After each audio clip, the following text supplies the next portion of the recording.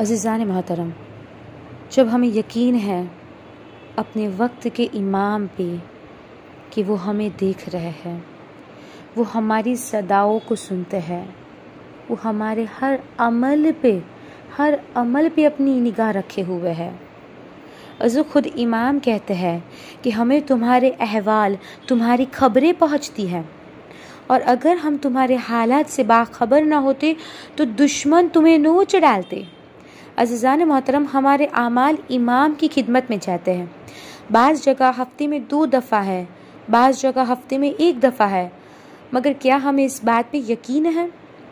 کیا ہمیں یقین ہے اس بات پہ؟ نہیں ہے۔ کیوں؟ کیونکہ اگر یقین ہوتا تو ہم یقیناً اپنے ہر عمل پہ خواہ کرتے، شرمندہ ہوتے۔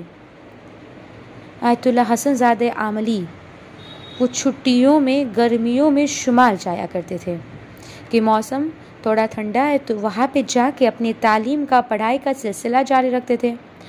عزیزان محترم، اب ان کے آیت اللہ حسن زادہ عاملی کے پوتے پوتیاں، نواسے نواسیاں بھی تھی۔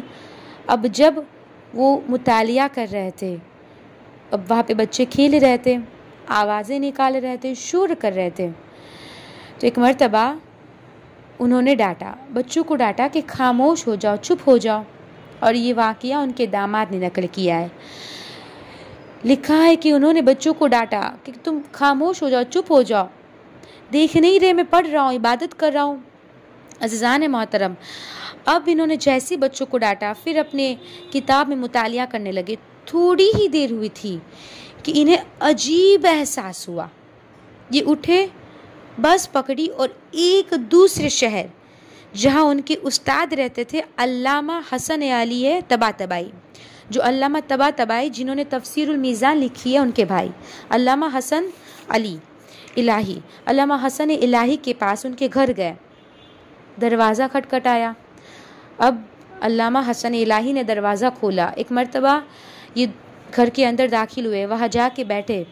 جیسے ہی حسن زادہ عاملی بیٹھے ہیں، اب انہوں نے کچھ کہنا شروع کیا۔ اب جیسے ہی یہ بولنا شروع کیا کہ حسن الہی کہتے ہیں کہ کل میرے خواب میں استاد آئے تھے۔ کہا کل رات کو استاد خواب میں آئے تھے۔ استاد کون ہے؟ آیت اللہ قاضی۔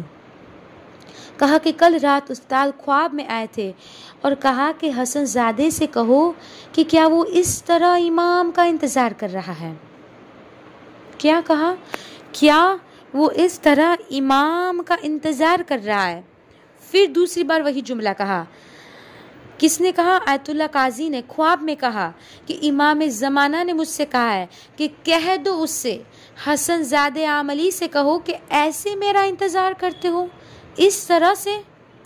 یعنی عزیزان محترم، ہم جو کس کو برا بھلا کہہ جاتے ہیں، ہم کس پہ کیا تہمتیں لگاتے ہیں، ہم جس کے بارے میں نہیں جانتے اس کے بارے میں کیا تہمتیں لگا دیتے ہیں۔